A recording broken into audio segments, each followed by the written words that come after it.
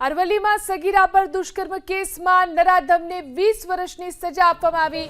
મોડાસાના યાસીન ઉર્ફે બિલ્લાને 20 વર્ષની સજા।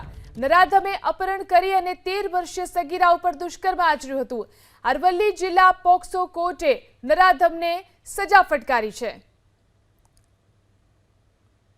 યાસીનભાઈ નામનો વ્યક્તિ જેની ઉંમર 38 વર્ષની છે તે આરોપી ભોગ બનનારને તેના માતા પિતા ઇન્દોર મુકામે મરણ પ્રસંગે ગયેલા ત્યારે લલચાવી ફોસલાવી અને તેને ઉપાડી ગયેલો અને જયપુર અજમેર ખાતે તેને એક ગેસ્ટ હાઉસમાં રાખી અને તેની સાથે એ અઘટિત કૃત્ય કરેલું। ત્યાં 4 દિવસ સુધી તેને ગાંધી રાખેલી।